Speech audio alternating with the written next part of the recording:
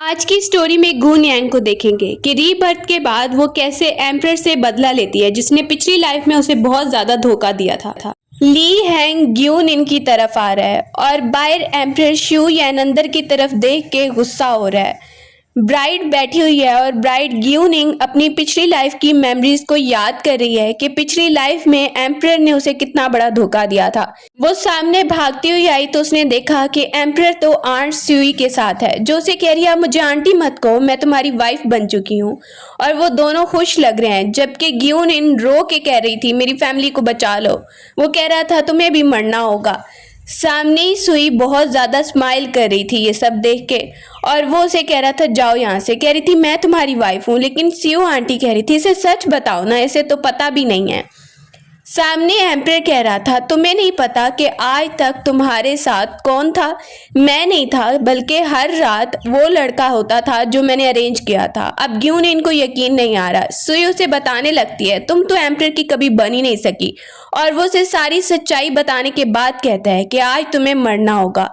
तीर निकाल कर उसे मारने वाला था कि एकदम से वो देख रही थी मत मारो मत मारो, सामने बच्चे को देख रही थी मेरे बेटे, लेकिन वो चला गया सुई के पास और कह रही थी सुई ये मेरा बेटा है।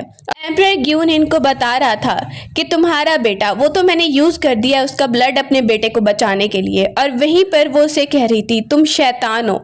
उसने उसे मार दिया था और आंट सुई के साथ वो अंदर जा रहा था, लेकिन लिन हैंग को देर हो गई थी आते आते। वो ग्यून इनको बचाने आ रहा था लेकिन उसे देर हो गई थी और वो काफी सैड था। अब ग्यून ही उसे धक्का दे देती है, पुरानी लाइफ की मेमोरीज को याद कर रही है और वो कह रही है सबको ये लगता है कि अभी मुझे अच्छे से दिखाई नहीं दे रहा मेरे सामने कौन है, लेकिन मेरे सामने ली हैंग है जो कि एम्परर शू यैन ने यहाँ पे भेजा है और वो बाहर देख भी रहा है। तो अभी अगर मैंने कुछ किया तो उसे शक हो जाएगा, तो जैसा चल रहा है वैसे ही होना चाहिए। ग्यून इन एक्टिंग करने लगती है एम्परर रुको अभी एक ग्लास वाइन का तो पीते हैं ना। उसे सच में पता है कि उसके सामने ली हैंग है, एम्परर शू यैन नहीं है, लेकिन वो एक्टिंग करी है उसे दिखाने के लिए। सुबह को ली हैंग वहां से ही उठ के चला जाता है जैसा कि एम्परर ने उसे कहा है। उसकी जगह पे एम्परर शू यैन आके सो जाता है, लेकिन वो देखता है ये मेरे ऊपर टांगे रख रही है, उससे अट्रैक्ट होने लगता है। फिर बैठ जाता है और सोच रहा है नहीं नहीं मैं तो आंट सुई को लाइक करता हूँ, इससे अट्रैक्ट नहीं हो सकता। जैसे ही ग्यून इन सामने शू यैन को देखती है तो वहीं पर हक करने लगती है और उसे कहती है एम्परर क्या हुआ, तुम सुबह सुबह परेशान लग रहे हो। वो नोटिस उसे करता है कि ये बहुत ही ज्यादा ब्यूटीफुल दिख रही है, और जैसे ही ये बात सोचता है उसकी तरफ अट्रैक्ट हो रहा है। वो बोलती है क्या हुआ एम्परर, कुछ आप बोल नहीं रहे हैं, कि एकदम से रूम के अंदर कोई एंटर होने लगता है। ली हैंग एज अ सर्वेंट वहां पे एंटर हो जाता है जो पुरानी मेमोरीज को याद कर रहा है, और आंट सुई वहीं पर कपड़े लेकर एंटर हो जाती है और एकदम से चिल्लाती है एम्परर।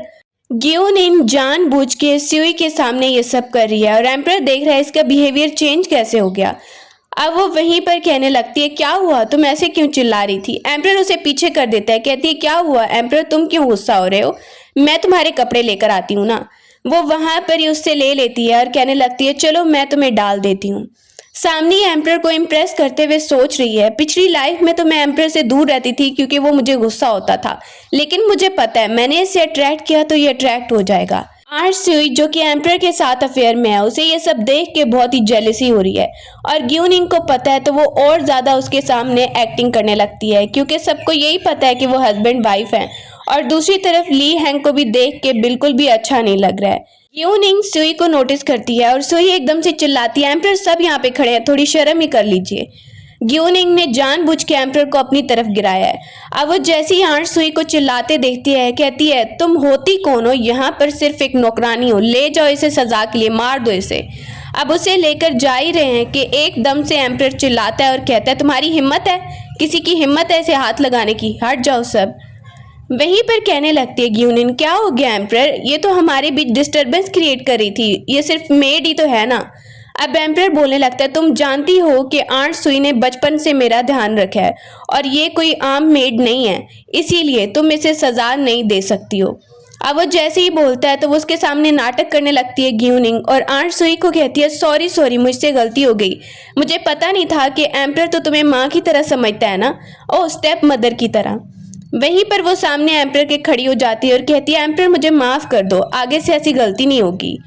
सामने ही एम्पर को और ज्यादा इम्प्रेस कर रही है और जैसे ही एम्पर देख रहा है वो कह रहा है कि कुछ भी हो जाए ये लाइक तो मुझे ही करती है। इसके बाद वो रूम से बाहर चला जाता है और वहीं पर ली हैंग को देखता है जो वहां पे खड़ा है और वो भी बाहर जा रहा है। क्यूनिंग पीछे से सोच रही है कि इस बार तो इसे मैं अच्छा सबक सिखाऊंगी, पिछली बार जो गलतियां की वो मैं बिल्कुल नहीं करने वाली हूँ। बहुत ज्यादा गुस्से में वहां पे खड़ी हुई है।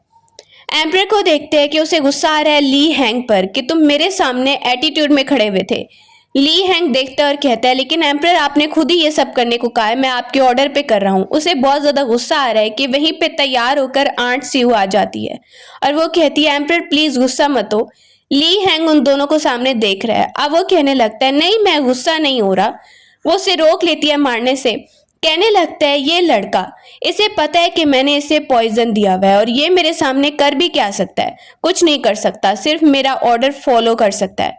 आंट सुई उसे देख के बोलने लगती है हाँ हाँ इसे मारना भी ठीक नहीं होगा और बोलने लगती है चलो इसे तो बाहर भेज दो ना, अभी तो मैं तुम्हारी तरफ आई हूँ। सामने ही देख कर ली हैंग को गुस्सा आ रहा है लेकिन वो सिर्फ वीक होने का नाटक कर रहा है एम्पर के सामने। बाहर आता है तो सोच रहा है एम्पर को तो पता भी नहीं होगा कि मैंने अपना पॉइजन ठीक भी कर लिया है। मेड आ रही है, वाओ आपने खुद पेस्ट्रीज बनाई है एम्पर के लिए। वो सामने ही ली हैंग को देखती है। ली हैंग उसे देख रहा है आते हुए, कहती है आपने बहुत मेहनत से एम्पर के लिए ये बनाया है। अब कहती है ली हैंग तुम तो हटो यहाँ से। जैसे ही वो अंदर की तरफ देखती है तो हैरान होने का नाटक करी है लेकिन अभी उसे कुछ नजर नहीं आया और ली हैंग कहता है अभी मत जाइए प्लीज, अभी एम्पर बिजी है, नीचे बैठ के रिक्वेस्ट कर रहा है। वो उसे देखती है और कहती है तुम्हारा नाम ली हैंग है ना, तो तुम कह रहे हो एम्पर अभी बहुत ज्यादा बिजी है, लेकिन देखो मैंने जो चीज बनाई है वो वेस्ट हो जाएगी, तो क्यों ना मैं तुम्हें ही दे दूं। बोलने लगता है मुझे लगता है कि एम्पर बहुत ज्यादा गुस्सा होंगे अगर उनको पता चलेगा। और वो इशारा समझ जाता है। ग्यूनिंग उसे कहती है उसकी टेंशन मत लो। सोच रहा है ग्यूनिंग को क्या याद आ गया मेरे बारे में या वो मुझे लाइक करती है। पुरानी मेमोरीज को याद कर रहा है कि ग्यूनिंग के साथ वो लड़ रहा था। असल में वो कोई आम लड़का नहीं है, वो भी एक प्रिंस है और जब ग्यूनिंग ने उसकी जान बचाई थी उसने मास्क डाला हुआ था। वो उसे कहती है चलो अब मैं चलती हूँ। उसे पेस्ट्रीज देने के बाद वो वहाँ से चली जाती है लेकिन जैसे ही वो खोल के पेस्ट्रीज को देखता है तो कहने लगता है शायद ग्यूनिंग को मेरी पसंद के बारे में नहीं पता, उसे ये नहीं पता कि मैं मीठा नहीं खाता और थोड़ा सैड हो जाता है। रात को एम्पर को देख रहे हैं। एम्पर शू यन आता है तो उसे कहने लगती है ग्यूनिंग एम्पर मैं आपको पेस्ट्रीज देने आई थी। वो कहता है अच्छा मैं थोड़ा बिजी था, कोई बात नहीं। वहां पर ही वो उसे वाइन का ग्लास देने लगता है और वो पीती नहीं है बल्कि बहाने से गिरा देती है और उसे देख रही है। शू यन वहीं पे कहता है चलो अब चलते हैं। इसके बाद थोड़ी देर बाद रात के अंधेरे में वो निकल जाता है और ली हैंग को अंदर भेज देता है जैसा कि वो पिछली लाइफ में करता आ रहा है। ली हैंग अंदर की तरफ चला जाता है और दूसरी तरफ शू यन बाहर खड़ा हुआ खिड़की से देख रहा है। उसे गुस्सा भी आता है। ली हैंग सामने जैसे ही है तो उसे देखकर वो कह रही है तुम्हें चोट लगी है। अब वो नोटिस कर लेता है ली हैंग, इसे पता है कि मैं ली हैंग हूँ। मून यांग उसे चुप करवा लेती है। बाहर ही खड़ा है शू यन और उसे देख के बहुत ज्यादा गुस्सा आ रहा है और गुस्से में खड़ा हुआ है। बाहर ही खड़ी होकर सुई बहुत ही ज्यादा हंस रही है और मेड बाहर आती है और कहती है तुम यहाँ पर हंस क्यों रही हो, जाकर पानी लेकर आओ। वो वहीं पर कहती है मुझसे ऐसे बात मत करो। मेड उसे कहती है जाओ जाओ और उसे बहुत ज्यादा मुंह बना के देखने लगती है। दूसरी तरफ एम्पर को देख रहे हैं जिसे बहुत गुस्सा आ रहा है ली हैंग को भेजने के बाद। ये बड़ा ही इंजॉय कर रहा है वहां पे। मेड पीछे से आती है एम्पर यहाँ पर आप क्या कर रहे हैं, तो एम्पर उसे गुस्सा होने लगता है। दूसरी तरफ दूसरी कंकोबाइन्स वहां पर फिर रही हैं और शोर सुनती हैं तो कहती हैं कौन है यहाँ पर। एम्पर वहीं पर उन्हें अवॉइड कर रहा है ताकि उसे कोई देख ना ले बाहर ऐसे खड़े हुए। सुबह को सारी कंकोबाइन्स आती हैं और जैसे ही सामने आकर बैठ जाती हैं तो सब कह रही हैं हमने सुना है एम्पर तुम्हें बहुत इंपॉर्टेंस दे रहा है। कहती है क्यों, ऐसी क्या बात है। सब पूछने लगती हैं हमें भी तो टिप्स बताओ ना। अब ग्यूनिंग कह रही है मेरे पास क्या ही टिप्स होंगी, ऐसी कोई खास टिप्स तो नहीं है। आंटी सियो आके कह रही है तुमने एम्पर को इम्प्रेस करने की कोशिश की है और तुम्हें सजा मिलेगी। कंकोबाइन बोलने लगती है तुम सिर्फ एक मेड हो और ये एम्प्रेस है, तुम कैसे बात कर रही हो। सामने दूसरी कंकोबाइन कह रही है ये तो ऐसे फिरती है जैसे क्वीन यही लगी हुई है। वो एटीट्यूड में कह रही है इसको मारो और एकदम से वो मेड्स को कहती है किसी की हिम्मत है मुझे मारने की। अब वो खड़ी हो जाती है अब तो मैं तुम्हें सजा दिलवाऊंगी, कोई मुझे नहीं मारेगा। वो अपने लोगों को बुला लेती है। कंकोबाइन्स को बहुत अच्छा लग रहा है कि इसे सजा मिल रही है। अब वो आंट सुई को मरवाती रहती है और आराम से सामने बैठी हुई है। जैसे उसे सजा मिल रही है तो आंट सुई जोर जोर से चिल्लाने लगती है, एम्प्रर को पता चलेगा वो तुम्हें छोड़ेगा नहीं। जैसे ही वो चिल्ला रही है तो एम्प्रर एंटर हो जाता है और गुस्से में कहता है ये सब क्या चल रहा है, तुम्हारी हिम्मत कैसी हुई ये सब करने की। आंट सुई वहीं पर कहती है देखो ये मुझे कितनी ज्यादा सजा दिलवा रही थी। अब वो सामने एम्प्रर को देखती है गुस्से में, जो आकर कह रहा है मैंने कहा था ना कि ये कोई आम मेड नहीं है। ग्यूनिंग कह रही है एम्प्रर लेकिन ये मुझसे बदतमीजी करी थी, सब सामने आप पूछ लीजिए, ये मुझे मार रही थी। एम्प्रर कहता है वो तो एल्डर हैं, तुम्हें मार भी लें तो क्या होगा। अब वो बोलने लगती है लेकिन मैं एम्प्रेस हूँ और ये सिर्फ मेड है, तो आप इसे इम्पोर्टेंस दे रहे हैं या मुझे दे रहे हैं। कंकुबाइन भी बोलने लगती है कि आंटी सुई सच में ही यहाँ पर सही बिहेव नहीं करी थी। एम्प्रर कहता है तुम लोग को क्या लगता है ये बचपन से मेरा ख्याल रखती आ रही हैं और मैं इन्हें इम्पोर्टेंस ना दूं। वहीं पर कह रही है अच्छा तो आप इसे इम्पोर्टेंस दे रहे हैं लेकिन मुझे समझ नहीं आ रही कि आप इसे कहना क्या चाहते हैं, आपकी क्या लगती है। अब वो बोल रहा है तुम इसे सजा नहीं दे सकती। वहीं पर आंटी सुई कहने लगती है सुन लिया तुमने, तुम सिर्फ एक एम्प्रेस हो और तुम मुझे सजा नहीं दे पाओगी। वहीं पर बोलती है अच्छा ये बात है, मैं एम्प्रेस हूँ, मेरी कोई इंपॉर्टेंस नहीं है बल्कि इसकी ज़्यादा इंपॉर्टेंस है, तो मैं सजेस्ट करती हूँ क्यों ना फिर आप इसे अपनी कंकोबाइनी बना लो। एकदम से उसके हाथ से चाय भी गिर जाती है। सब कंकोबाइन भी हंसने लगती हैं कि अच्छा जवाब दिया, एम्प्रेस बिल्कुल सही कह रही हैं। वहीं पर वो देखती है नहीं नहीं मैं कंकोबाइन नहीं बन सकती बल्कि मुझे तो एम्प्रेस बनना है। बोलने लगती है देखिए ये क्या बदतमीजी करी है, हमारे रिलेशनशिप को गंदा कह रही है।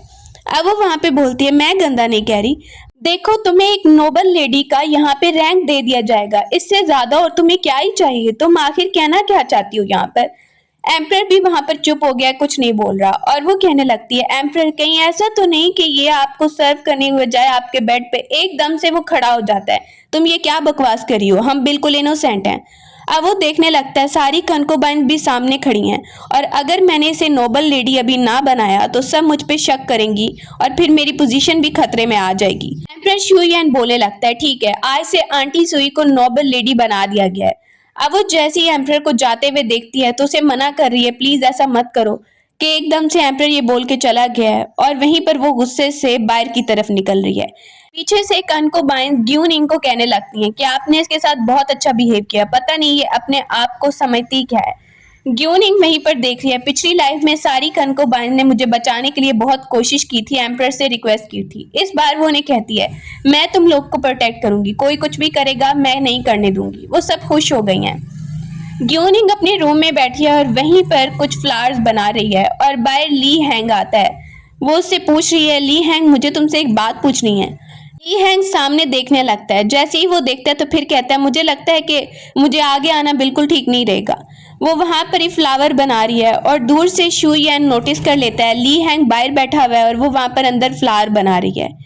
लेकिन जैसे ही ली हैंग नोटिस करता है उसे आते हुए तो वो उसे इशारा करके वहां से जाने को बोलता है और देख रहा है कि ग्यूनिंग उससे क्या बात कर रही है। अब शुयन को ये लगता है ग्यूनिंग को नहीं पता कि मैं आ चुका हूँ, वो उसे गुस्सा होने लगता है। अब बोलती है एम्प्रर आप आ गए, मुझे तो पता ही नहीं था। बोलने लगता है तुम ये सब ली हैंग को बोल रही थी, करना क्या चाह रही हो। वो वहां पर ही देखती है और कहती है एम्प्रर मैं ली हैंग से सिर्फ पूछना चाह रही थी कि ये फ्लावर एम्प्रर को अच्छा लगेगा या नहीं, आपके लिए मैं ये कर रही थी। ली हैंग ने असल में उसे इशारा करके बता दिया था कि पीछे एम्प्रर आ चुका है और उसने मिरर में भी देख लिया था। एम्प्रर सामने ही देखता है क्या ये सच बोल रही है कि ये मुझे इम्प्रेस करने की कोशिश के लिए ये कर रही थी। अब उसे कहता है तुम्हें लगता है कि मैं देख नहीं पा रहा कि तुम क्या कर रही हो। अब उसे गुस्सा होता है कि तुमने आंट सुई को भी मरवाया और क्या क्या कर रही हो, अब तुम्हें सजा मिलेगी और तुम्हें इतनी देर तक बैठना होगा माफी के लिए।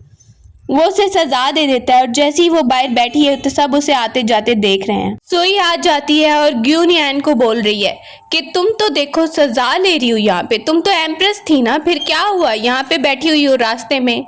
अब उसे देख के ग्यूनियन बोलती है लगता है कि पहले वाली सजा तुम्हारे लिए काफी नहीं थी और सजा लेने का इरादा है तुम्हारा।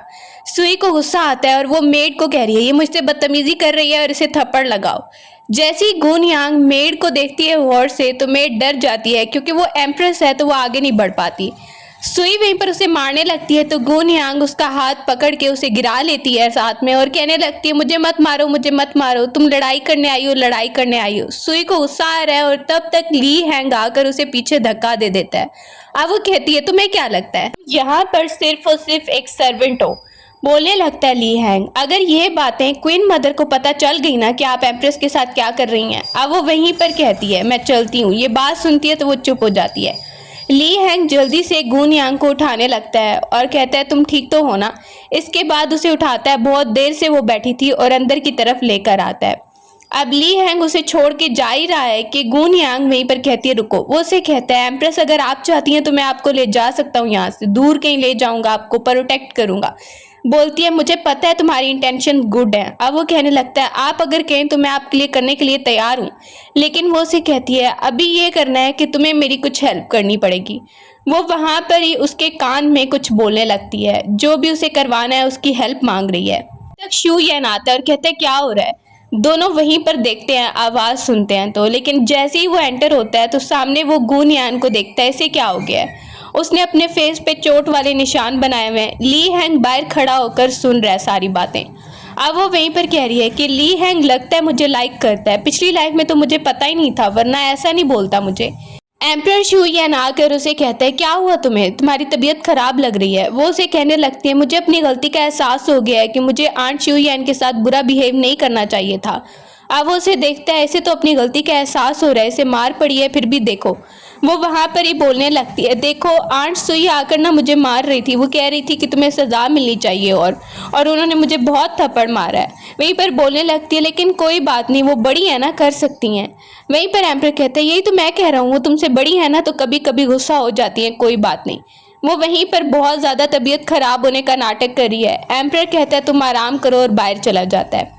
पीछे से गुस्से में वो उसे जाते हुए देख रही है।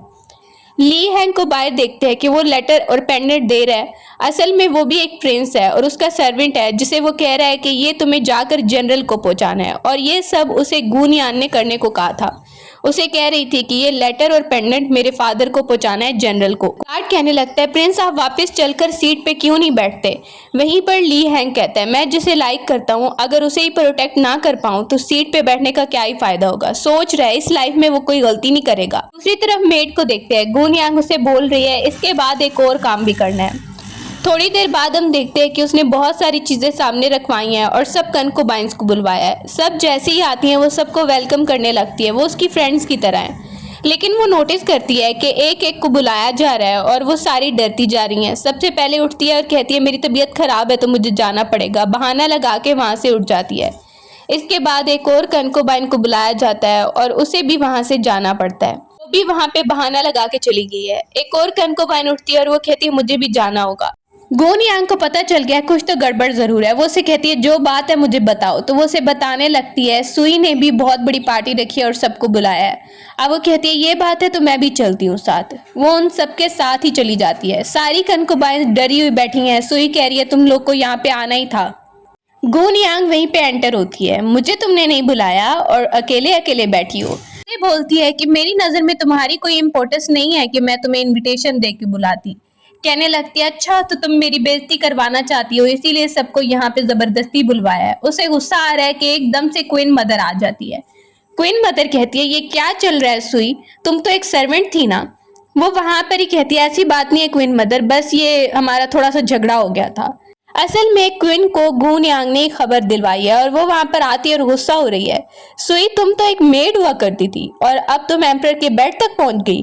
तुम्हें तो समझ रहे थे तुम उसका बचपन से ध्यान रख रही हो और ये कारनामे तुम कर रही थी। वो वहां पर ही नीचे बैठ जाती है और कहती है नहीं नहीं ऐसी बात नहीं है और एम्परर ने तो मुझे खुद ही ये रैंक दिया है कंकोबाइन का। वो वहां पर बोलने लगती है एम्परर ने कोई मजाक में ये नहीं दिया और तुम क्या समझ रही हो, मुझे कुछ पता नहीं है इस बारे में। तुम्हारी इतनी हिम्मत हो गई तुम ये सब कर रही हो और उल्टा एम्प्रेस को नीचा दिखाने के लिए तुम हमेशा उसकी बेइज्जती करवाती रहती हो, उसको सजा दिलवाती रहती हो। वहीं पर सामने वो कहती है सुई को कि अब कंकोबाइन बनी गई हो तो तुम्हें एक पैलेस में जाना होगा और वहां पर जाकर सारे रूल्स सीखने पड़ेंगे, पता लगवाना होगा तुम ठीक हो या नहीं। वो एकदम से बैठ जाती है और कहती है नहीं नहीं प्लीज मुझे वहां पर मत भेजिए। एकदम से एम्परर शू यन आ जाता है भागता हुआ और फिर वो लेकर आया है और उसे कह रहा है कि माँ प्लीज आप इसके साथ ऐसा बिहेव मत कीजिए। वहीं पर उसकी माँ कहती है, पहले तो तुम मुझे ये बताओ कि ये तो तुम्हारी बचपन से ध्यान रख रही थी ना, और ये तुम्हारी बीवी मतलब एम्प्रेस की हमेशा बेइज्जती करती रहती है और तुम इसे रोक भी नहीं पा रहे, लगता क्या है, तुम कर क्या रहे हो। वो वहां पर ही माफी मांगने लगता है। अब वो देखती है कि वो रिक्वेस्ट कर रहा है, प्लीज इन्हें एक और मौका दे दीजिए, आइंदा के बाद ये एम्प्रेस के साथ अच्छा बिहेव करेंगी। उसे बड़ा खुशी हो रही है कि एम्प्रेस उसका साथ दे रहा है, एम्प्रेस शू यैन। जैसे ही वो एक मौका मांगता है, उसकी माँ दे देती है और वो गुस्से में क्वीन मदर को ही देख रही है, किसे तो मैं पूछ लूंगी। दूसरी तरफ वहीं पर ग्यूनैन हंस रही है कि क्वीन मदर ने उसे लिखने की सजा दी है। ली हैंग उसे बता रहे कि क्वीन मदर ने उसे सुबह से शाम तक लिखने की सजा दी है।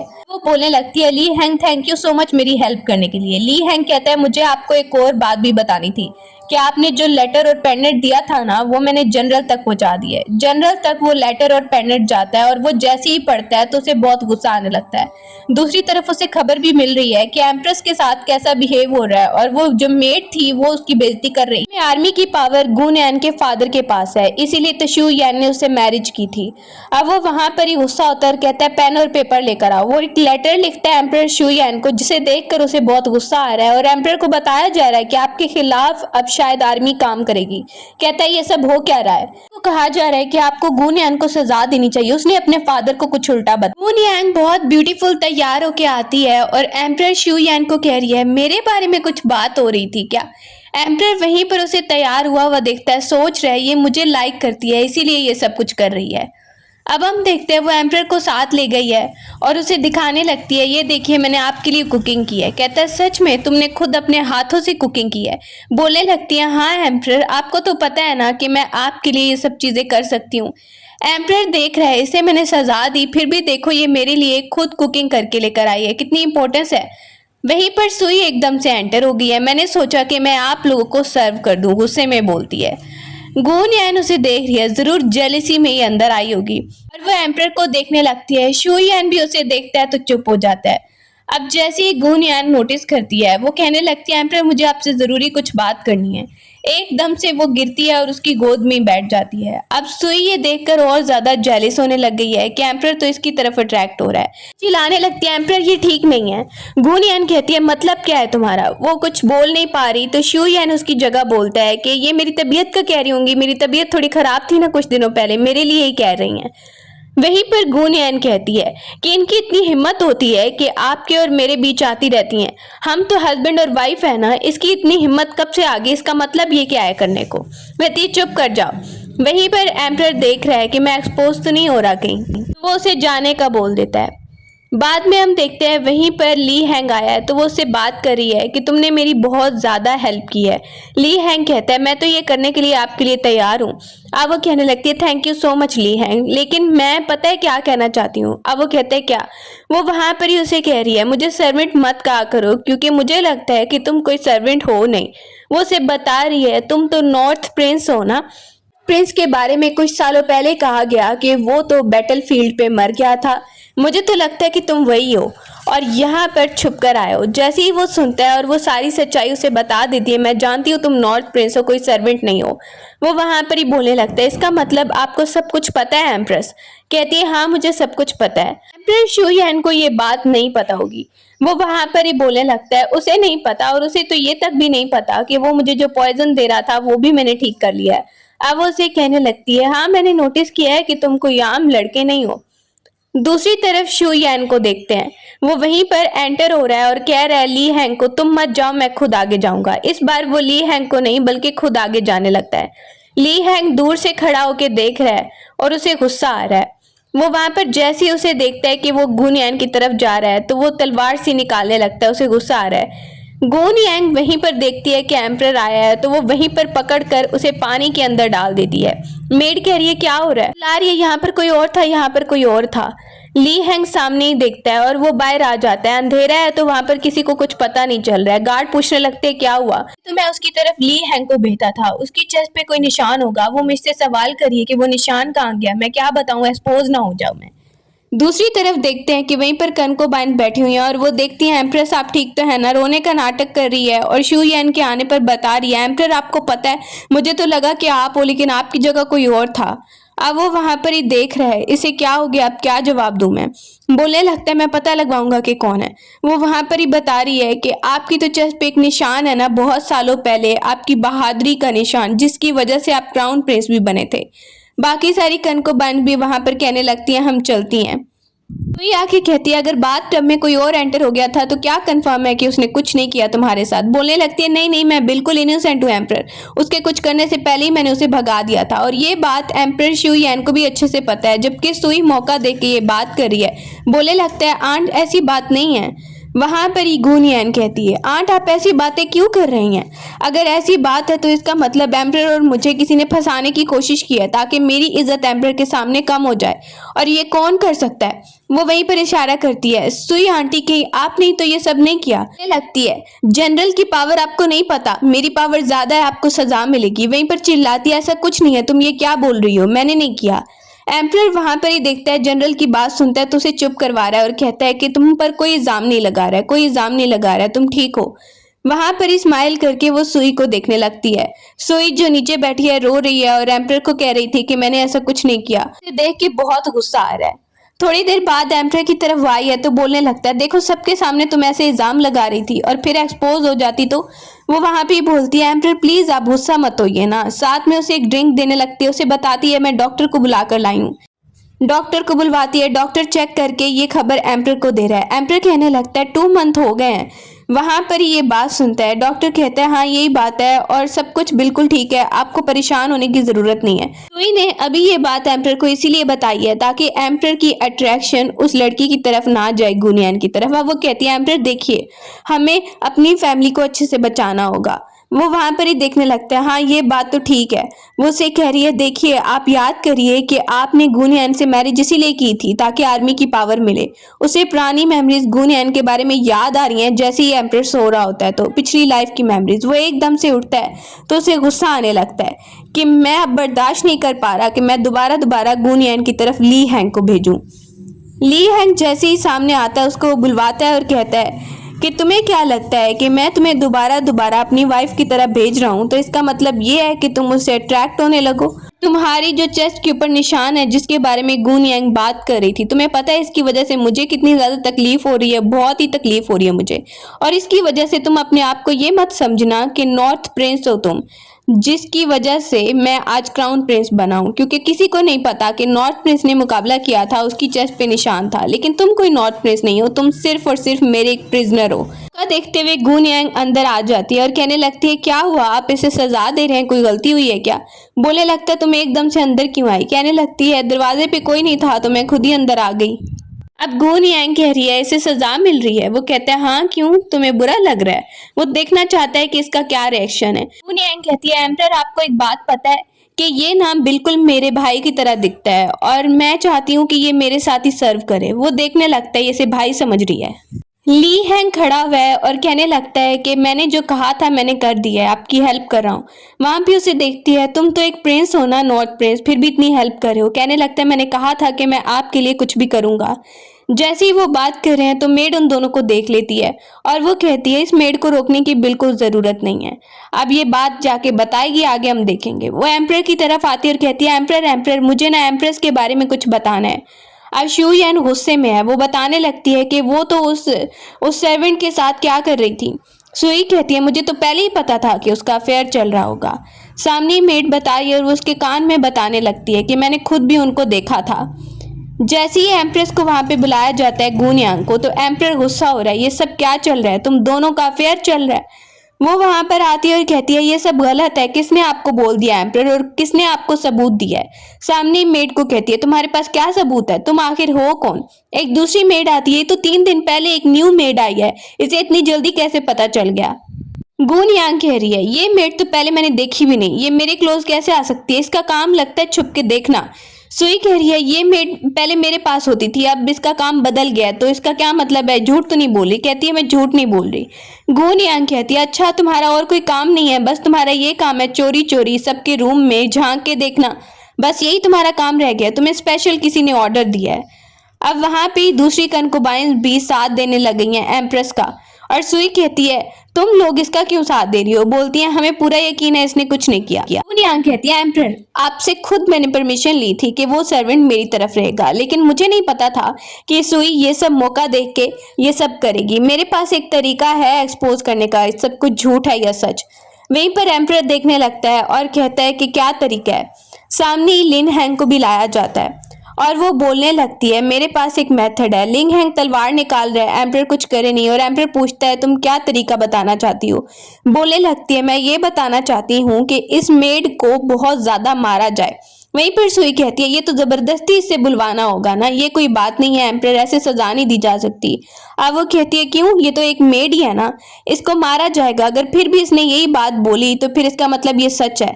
सुई कहती है ये सिर्फ और सिर्फ जबरदस्ती बुलवाना चाहती है और कुछ नहीं। अब एम्परर उसे परमिशन दे देता है। सारी कनकोबाइंस के सामने वो कुछ बोल नहीं पा रहा है क्योंकि वो भी एम्प्रेस का साथ दे रही हैं।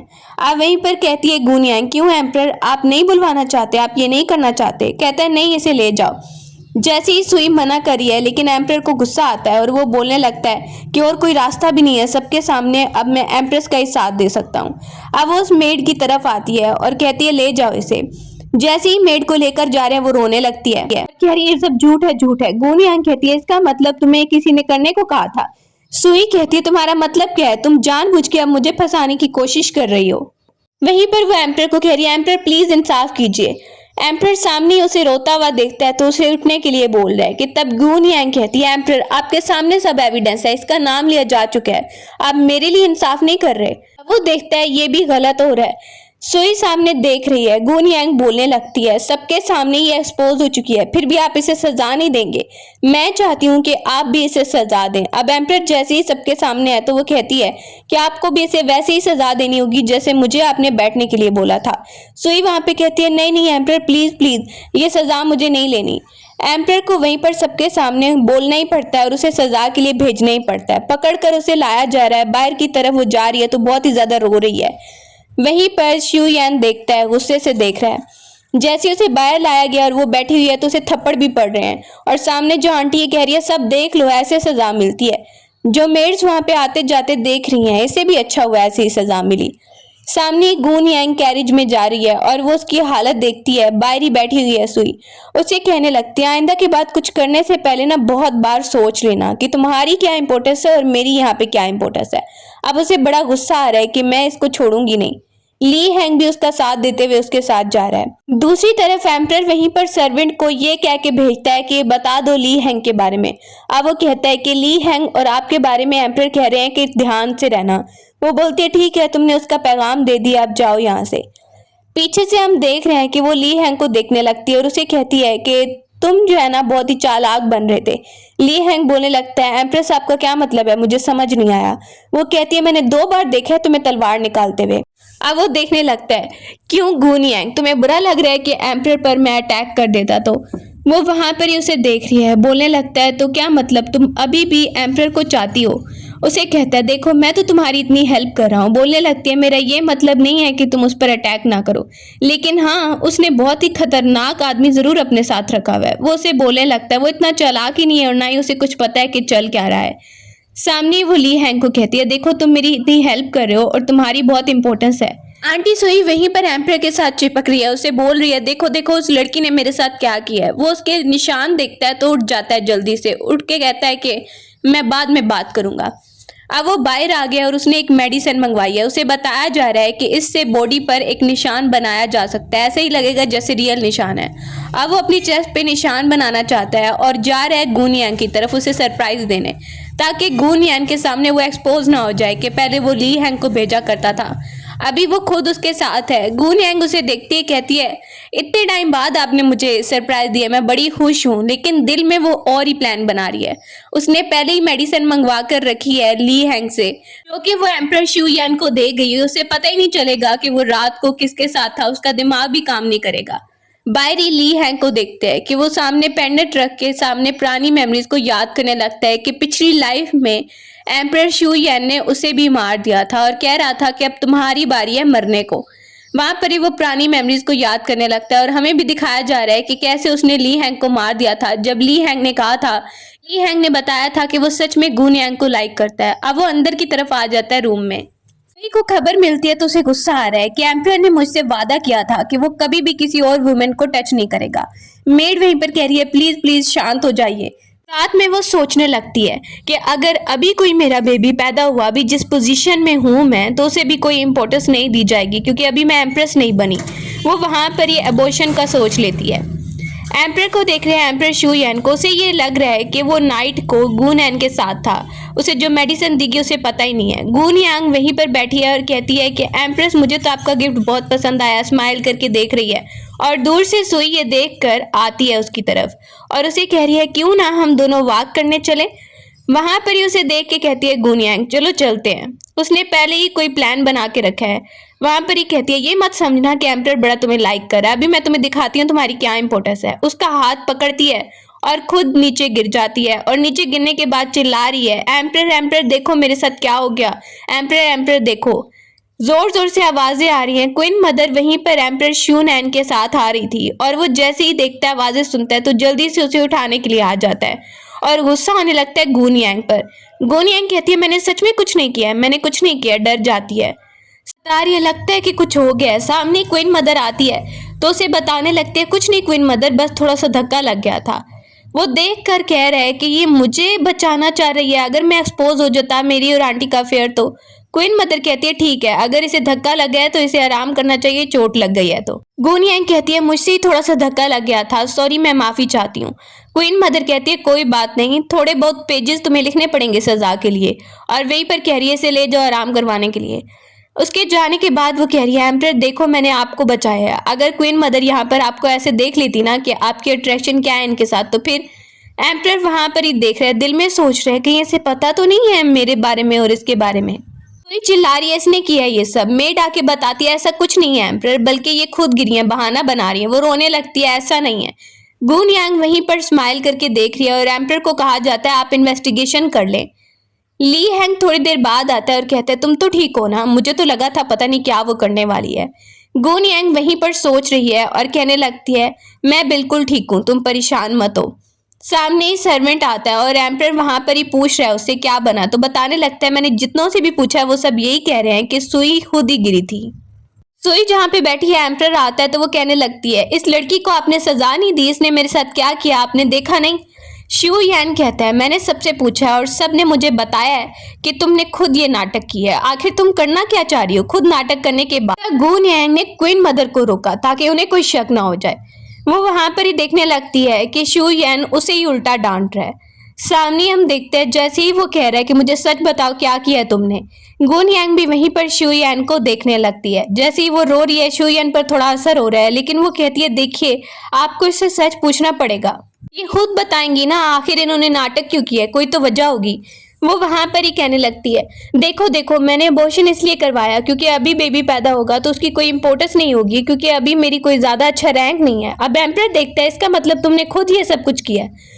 वो गुस्से में वहां पर उसे बुरा भला कह के चला जाता है। एम्पर वहां पे बैठा हुआ है और बॉर्डर के हालात के बारे में जान रहा है कि क्या चल रहा है। तो बताया जा रहा है कि हमें अपनी आर्मी को और ज्यादा स्ट्रॉन्ग करना होगा, लेकिन जनरल कुछ आपके खिलाफ है और अच्छे नहीं है मूड में। सामने गून यांग आती है तुम कुछ ज्यादा इंपॉर्टेंट तो डिस्कस नहीं कर रहे थे, मैं गलत टाइम पे आई हूँ क्या। एम्पर वहां पर उसे देखता है तो वो वहीं पर उसके लिए टी लेकर आई है। वो उससे अट्रैक्ट हो ही रहा होता है कि तब तक सुई आ जाती है, देखने लगता है जो आके गिर जाती है और बोलती है एम्पर तुम मुझे अब कोई इंपॉर्टेंस नहीं दे रहे और इस लड़की की वजह से तुम भूल गए कि कैसे बचपन में मैंने तुम्हारा ख्याल रखा था, कैसे मैंने इतने सालों तक तुम्हारा ख्याल रखा। जैसे ही वो उसे इमोशनल कर रही है तो एकदम से गून यांग उठ के खड़ी हो जाती है, कहती है मैं यहाँ से चली जाती हूँ। अब वो उसे देखता है नहीं मेरा ये कहने का मतलब नहीं था। वो वहां पर ही बताने लगती है मैं तो यहाँ पर तुम्हें एक और बात बताने के लिए आई थी। वो उसे बताने लगती है अपनी प्रेगनेंसी के बारे में और सुई ये सुनती है ये सब कैसे हो सकता है एम्पर। एम्पर वहीं पर उसे गुस्सा हो रहा है तुम्हारा मतलब क्या है इतना चिल्लाने का। वो वहां पर ही कह रही है लड़की झूठ बोल रही है, मुझे तो लगता है ये आपको धोखा दे रही है, तो उसे ही वहां से पकड़वाया जाता है। अब वो रूम में बैठी हुई है, मेड वहां पर उसे तैयार करी है। ली हैंग सामने आता है तो वो वहां पर देख रही है ली हैंग तुम थोड़ा आजकल सैड लग रही हो, तुम जेलिस तो नहीं हो रहे। ली हैंग वहां पे देखने लगता है नहीं ऐसी कोई बात नहीं है, मुझे आप पर पूरा भरोसा है। अब वो उसे कहती है हाँ तो फिर मुझ पर भरोसा रखो और देखते जाओ आगे क्या होता है। तो यान को शक होता है, वो अंदर आता है तो वो उसे देख के बोलने लगती है क्या हो गया, मैं तो तैयार हो रही थी, देखो ये हेयर पिन कैसी लग रही है। अब वो उसे देखता है, लगता है मैं ऐसे ही शक कर रहा था, कोई यहाँ पर है तो नहीं। ली हैंग दूर खड़ा है शीशा पकड़ के एज अ सर्वेंट बन के, और सामने देखने लगता है गुन यांग कैसे नाटक कर रही है। अब हम देखते हैं बाद में गुन यांग उसे जाते हुए बाहर की तरफ देख रही है। जैसे ही एम्परर बैठा हुआ है वहां पर ही कुछ लोगों को बुलाता है जो कह रहा है कि हम तैयार हैं लड़ाई करने के लिए कुछ भी हुआ तो। और गुन यांग वहीं पर एंटर हो जाती है कुछ बात करने के लिए। इसके बाद वो बाहर आई है, मेड देख रही है हट जाओ रास्ते से। गुन यांग सामने सुई को देख के हंसने लगती है। सुई कहती है तुम्हें मेरी अहमियत पता नहीं है, अभी तुम्हें मेरे सामने रिस्पेक्ट पे करनी ही होगी। मैं तुमसे बड़ी हूँ और मेरा रैंक भी अब अच्छा हो गया है, तो इसीलिए तुम्हें रिस्पेक्ट पे करनी है। वहीं पर एम्परर आता है तो सामने देखता है गुन यांग को गिरे हुए और जल्दी से उसे उठाने लगता है। वो बता रही है पता नहीं आंटी सू को गुस्सा आ गया था और मुझे लगता है ये बदला लेना चाह रही है। वो वहां पर ही कहती है ऐसा नहीं है, मैंने तो इसे कुछ किया भी नहीं।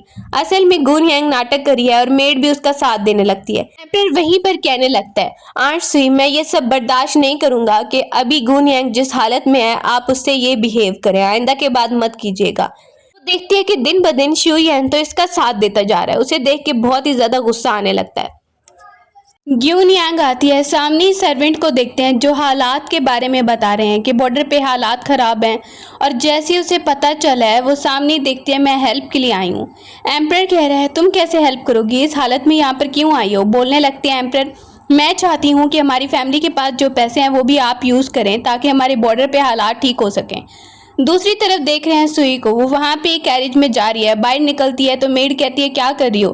कहती है मेरे सामने तुम्हें झुकना चाहिए, तुम उल्टा मुझसे झगड़ा कर रही हो। गुन यांग कहती है क्या मैं झुकूं। बोलने लगती है आइंदा तुम्हें पता चल जाएगा तुम्हारे साथ जो आगे होने वाला है। अब वो सामने मेड को देख रही है अपने रूम में जो उसके लिए कुछ बना कर लेकर आई है। मेड कहती है ये आपके लिए है। वो सूंघ के ही समझ जाती है कि इसके अंदर ज़रूर कुछ मिला हुआ है। बाहर हम देखते हैं सुई को, उसने ही मेड को कहा था, पुरानी मेमोरीज में दिखाया जा रहा है उसने मेड को भेजा था जाकर ये दे दो गुन यांग को पिला दो और फिर उसके बाद जल्दी से क्वीन मदर को बुला कर लेकर आना। क्वीन मदर जो बैठी है उसको ये खबर मिलती है तो वो बहुत ज़्यादा गुस्सा हो रही है। उसे बताया जा रहा है कि गुन यांग को किसी के साथ पकड़ा गया अफेयर में, सब लोग उसके साथ चलते हुए आ रहे हैं। लेकिन कनकोबाइन कह रही है ऐसा नहीं हो सकता। क्वीन मदर कहती है अब ये तो वहाँ पर जाकर ही पता चलेगा। बहुत सारे लोग कह रहे हैं वो ऐसा नहीं कर सकती, लेकिन वो सामने आती है और जैसे ही गुस्से में आ रही है तो सारी कनकोबाइंस भी नीचे बैठ जाती हैं। एक कह रही है मेड प्लीज़ आप अंदर मत जाइए और दूसरी कह रही है प्लीज़, हो सकता है किसी ने चाल चली हो, लेकिन कहा जाता है कि एक बार तो हमें रूम के अंदर जाकर देखना ही होगा फिर ही पता चलेगा। मेड बहुत ज़्यादा रिक्वेस्ट कर रही है कि पता नहीं किसी ने चाल चली होगी, ऐसा ना हो गुन यांग फंस जाए। लेकिन वो सामने जैसे ही देखते हैं गुन यांग आ रही है और कहती है क्या हो गया, मेरे बारे में बात हो रही है। क्वीन मदर उसे देखती है, बोलती है मैं तो बाहर ही हूँ और आप लोग को क्या हुआ, किसने आपको बुलाया, आप यहाँ पर क्यों आई हैं। बोलने लगते हैं मुझे खबर मिली कि तुम किसी के साथ हो लेकिन तुम तो बाहर हो। सारी कनकोबाइंस कह रही हैं हमने तो कहा ही था। वहाँ पर ही वो कहती है रूम के अंदर कोई है लेकिन मुझे पता नहीं है कौन है। मेड भी वहाँ पर कहने लगती है मुझे तो बस ऐसे ही शक हुआ था, पता नहीं अंदर क्या हो रहा है। जैसी आवाज़ दी जाती है और एम्परर बाहर आने लगता है। एम्परर रूम से बाहर निकलता है तो उसके साथ साथ पीछे सुई भी आने लगती है। सुई जैसे ही बाहर निकलती है तो वहाँ पर सब देख रहे हैं ये दोनों अंदर थे, इन्हें बिल्कुल शर्म नहीं आ रही है, ये इसकी मदर की एज की है और ये क्या कर रहा है। क्वीन मदर भी गुस्सा हो रही है और सुई कह रही है देखो एम्परर सबको पता चल ही गया, सबके सामने कबूल कर लो हमारा रिलेशनशिप। सब उसे देख रहे हैं और एम्परर को बुरा भला कह रहे हैं। लेकिन वो भागता हुआ आता है और गुन यांग को कहने लगता है देखो देखो मैं कंफ्यूज हो गया था, इसने मुझे कंफ्यूज कर दिया, इसकी बातों में मत आना। वहाँ पर ही सुई को पकड़ लिया जाता है तो एक और मेड को लिन हैंग लेके आ जाता है। वो मेड सारा कुछ बता रही है और पुरानी मेमोरीज में दिखाया जा रहा है कि कैसे उस मेड को पकड़वा दिया था ग्यून यांग ने और उसे कह रही थी तुम इसके अंदर कुछ मिलाकर लेकर आई हो ना। और जैसे ही रूम के अंदर एम्परर एंटर हुआ था तो उसने सूप देखा, उसे बताया जा रहा था आप पी सकते हैं बहुत टेस्टी है। उसने पी लिया था और सामने रूम में पहले ही अंदर सुई को रखा गया था। उसे लग रहा था सामने उसके गुन यांग है। अब वो सामने देखता है कि मैं तो एक्सपोज हो गया हूँ। ये सब देखकर कहा जाता है अब क्या सजा दी जाए। ग्यून यांग कहने लगती है मुझे लगता है कि अभी इन्हें मरने की सजा नहीं देनी चाहिए। बोलने लगते हैं एम्परर सबके सामने हमारे रिलेशनशिप के बारे में तुम बताओ। अब वो कहने लगते चुप करो, सबके सामने ये बकवास मत करो, तुमने सब कुछ किया है। अब वहाँ पर ही क्वीन मदर कहने लगती है, देखो अभी बॉर्डर पे हालात बहुत ख़राब हैं, अभी मैं ये नहीं चाहती कि यहाँ पर खून खराब हो। वो वहीं पर एम्पर को कहने लगती है, तुम्हें ये सज़ा दी जाएगी कि तुम्हें रूम में बंद रहना होगा, कल्टीवेटिंग रूम में, और दूसरी तरफ सुई को भी इस रैंक से हटा दिया जाएगा जिस पर ये है। और गुन यांग भी यही बोलने लगती है। उसके कहने पर क्वीन मदर ये फैसला कर देती है और एम्पर शियुयान देखता है, ऐसा कैसे हो सकता है, मैं कब तक बंद रहूँगा। कल्टीवेटिंग हॉल में उसे बंद करने के लिए कहा गया है। मदर ये बोल के जा रही है और सारी कनकोबाइंस भी उसे बाय बोलने लगती हैं। जैसे ही कनकोबाइंस वहां पर अब ये हालत देखती हैं तो उसे बोलने के लिए आ जाती हैं कि तुम हमारे साथ जो बिहेव करती थी, आज देखो तुम्हारी अपनी क्या हालत हो गई है। सोई उन्हें देखती है और कहती है, तुम लोग मेरे पाँव धोने आया करती थी। कनकोबाइंस खड़ी हुई हैं और वो एक दूसरे की तरफ इशारा करती हैं। दोनों बोलने लगती हैं, वो टाइम चला गया जब एम्परर तुम्हें बहुत इंपॉर्टेंस देता था, तब हम डरती थी, अब हम नहीं डरेंगी।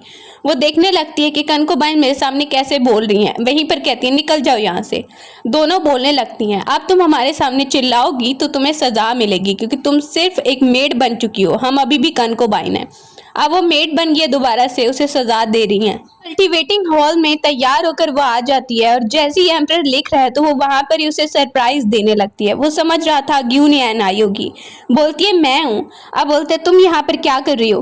कहने लगती है, अब तो सिर्फ खाली मैं एक मेड बन गई हूँ, सब मुझे बहुत ज्यादा डांट रहे हैं, मैंने सोचा मैं यहाँ पर ही आ जाऊँ। अब वो कहता है, हट जाओ तुम, देखो ना मुझे तुम्हारी कोई इंपॉर्टेंस नहीं है। अब बोलने लगती है, ऐसे कैसे हो सकता है, तुम्हें बिल्कुल याद नहीं है कितने सालों से मैं तुम्हारा ध्यान रख रही थी।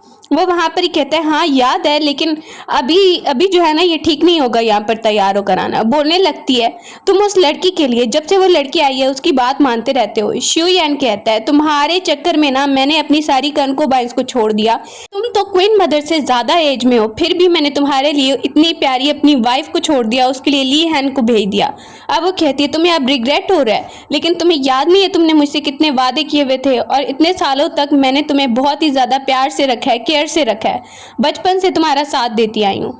वहां पर एकदम से एंटर होती है ग्यूनियांग, तो डर जाता है एम्परर। वो कह रही है, क्या हुआ एम्परर।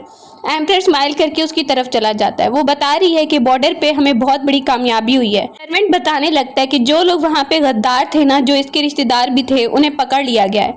वो वहाँ पे कहती है, मेरे रिलेटिव्स ऐसे नहीं निकल सकते, तुमने ही कुछ किया होगा।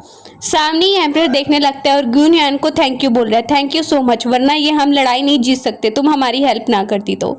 वो देख रही है कि ये तो इसका ही साथ देता जा रहा है, लेकिन मैं अभी हारी नहीं हूँ, मैं भी इसको रिप्लेस करके ही रहूंगी, चाहे कुछ भी हो जाए, मैं जीत के ही रहूंगी और एम्प्रेस बन के ही रहूंगी। दूसरी तरफ एम्परर शियुयान के लिए गिफ्ट लाए गए हैं। वहां पर ही बताया जा रहा है, हमारी कामयाबी हुई है और ये गिफ्ट आपके लिए है। वो सामने ही देखता है तो बहुत ज्यादा खुश हो जाता है, मुझे तो ये बहुत पसंद आया और बहुत ही ज्यादा हैप्पी लग रहा है।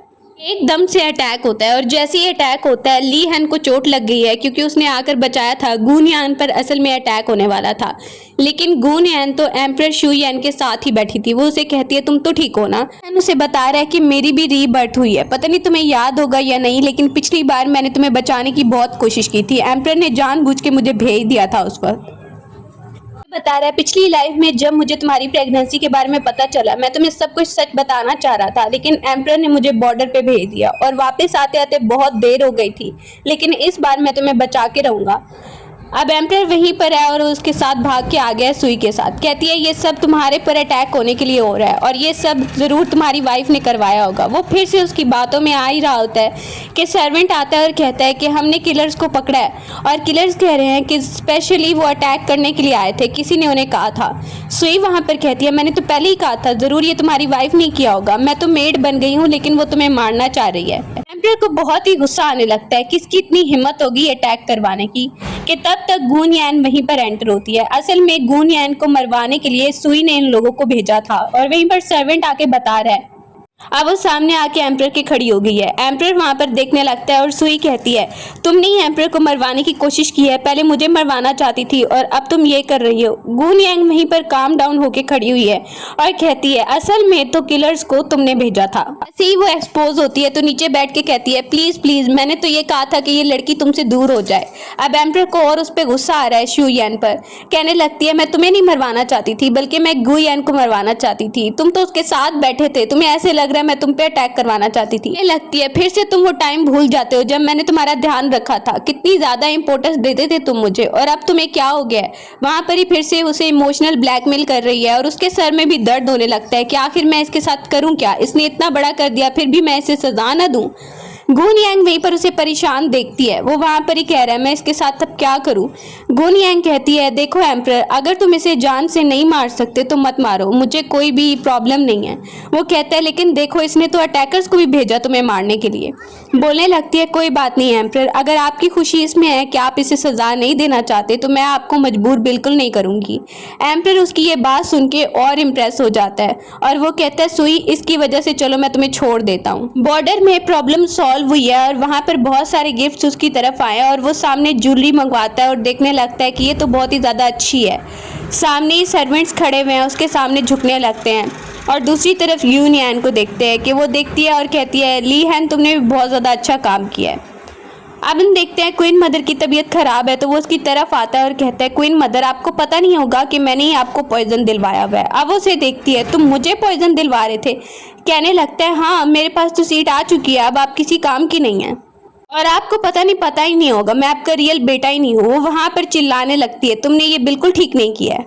वहाँ पर ही वो आग लगाकर चला जाता है, आग लगाता है उसे मारने के चक्कर में और बाहर की तरफ चला जाता है, लेकिन उस आग के अंदर ही ली हैन को देखते हैं जो आ जाता है क्वीन मदर को बचाकर वहाँ से उठाकर लेकर जाता है। उसे होश आती है तो वो सामने देख रही है गुन यांग को जो कहती है क्वीन मदर आप ठीक है। बोलती है तुम मुझे बचा कर लेकर आई हो। अब वो कहने लगती है कि एम्परर शू यान तो आपको मार ही डालना चाहता था।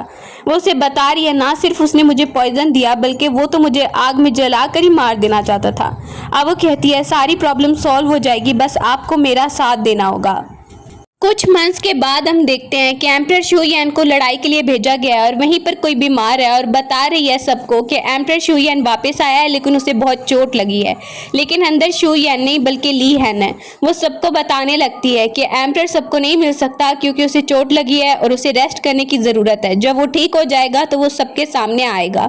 वो सबको बता रही है कि एकदम से सुई आ रही है और कहती है क्या हुआ एम्परर को, क्या हुआ, मुझे उससे मिलना है, मुझे उससे मिलना है। और वो अंदर से आवाज़ देता है मुझे नहीं तुमसे मिलना। जैसे ही वो ये सुनती है तो उसे पकड़ के ले जाया जा रहा है कि तुम ज़बरदस्ती नहीं जा सकती। दूसरी तरफ ली हैन है कर्टन के पीछे और ये सब किसी को नहीं पता कि ली हैन है और ली हैन ही असल में क्वीन मदर का बेटा था। वहां पर ही हम देखते हैं बहुत टाइम के बाद एम्परर को सामने लाया गया है लेकिन ली हैन ने फेस पे मास्क लगा कर रखा है और दूसरी तरफ असल एम्परर शू यान की हालत देखते हैं कि वो भिखारी बन चुका है और सामने जो आसपास के लोग हैं देख रहे हैं उसे। गुन यान को देख रहे हैं कि वो सीट पे सामने आती है, अपने बेटे को और अपने हस्बैंड को लेके सामने आ जाती है और जैसे ही वहाँ पर कोई भिखारी टाइप का आदमी एंटर होता है तो वो कह रही है कौन है ये, रोको इसे वहीं पर, ये कौन आ कौन रहा है। अपने बेटे को भी समझा रही है डरो मत। सब देखने लगते हैं और वो कहते हैं मैं ही तो हूँ, मेरी मेमोरी चली गई थी, मैं लड़ाई करने गया था, मैं वापस आ गया हूँ। सुई कहती है इसी ने सारा प्लान बनाया था और ये अब इसके साथ जो खड़ा है ये एम्परर नहीं है। वो वहाँ पे बोलने लगता है देखो ये मेरा बेटा है ना, लाने लगता है कि मैं रियल वाला एम्परर हूँ। सब मिनिस्टर्स वहाँ पे सोच रहे हैं आखिर ये क्या बोल रहा है, ये कह क्या रहा है, इसकी शक्ल तो मिलती है एम्परर से। वहाँ पर ही वो बोल रहा है देखो ये मेरा बेटा है। तो सामने ही उसको कहा जाता है देखो तुम डरो मत। मार्क्स में ली हैन खड़ा हुआ है और वो सामने काम डाउन खड़ा हुआ है, उसे कोई भी फिक्र नहीं है। सामने ही कहा जाता है देखो मार्क्स उतारो। जैसे ही वो मार्क्स उतारता है तो उसने फेस पे मास्क लगा रखा है और वो ऐसा लग रहा है जैसे वो शू यान है, फेस पे उसके निशान है और वो देख के खुद भी हैरान हो गया है शू यान। सुई कहती है ये नकली है। सब मिनिस्टर्स देखने लगते हैं अब कौन असली है और कौन नकली है कि तब तक क्वीन मदर आ जाती है और कह रही है क्या चल रहा है यहाँ पर, मेरे बेटे पर कौन इल्जाम लगाने की कोशिश कर रहा है, ये कौन भिखारी यहाँ पर आ गया है। सब मिनिस्टर्स क्वीन मदर की बात भी सुनने लगते हैं। वहीं पर कहा जाता है असली और नकली का अभी पता चल जाएगा।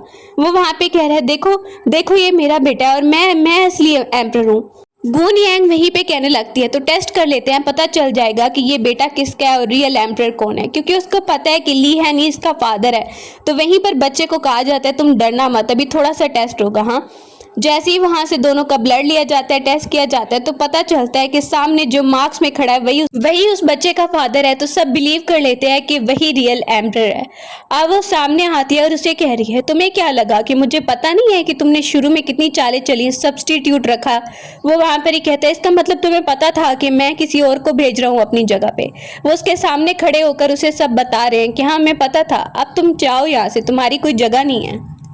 वो भिखारी बन गया और जैसे ही सामने देखता है सुई को कहने लगता है, तुम तो मेरे साथ हो ना, शुक्र है। सुई उसे देख के कहती है, अब तुम्हारा क्या ही है, तुम्हारे पास कुछ बचा ही नहीं है। तुम तो एम्परर हुआ करते थे, तुम्हें मैं इंपोर्टेंस देती थी, तुम्हें क्या लगता है तुम भिखारी बन गए और तुम्हारा खर्चा भी मैं उठाऊंगी अब। वो वहाँ पे देख रहा है, ऐसा कैसे हो सकता है। सुई वहाँ पे कहने लगती है, तुमने मेरी लाइफ भी बर्बाद कर दी। वो उसका साथ ही नहीं दे रही है। जबकि ली हैंग को देखते हैं और दूसरी तरफ गुन यांग को कि वो अपने बेटे को तैयार कर रहे हैं और उसे कह रहे हैं कि अभी तुम छोटे हो लेकिन तुम बहुत इंटेलिजेंट हो, इसीलिए तुम आगे जाकर एम्परर बनोगे। उसे तैयार करके साथ लेकर जा रहे हैं और शुरू से उसकी ट्रेनिंग कर रहे हैं एम्परर बनने की।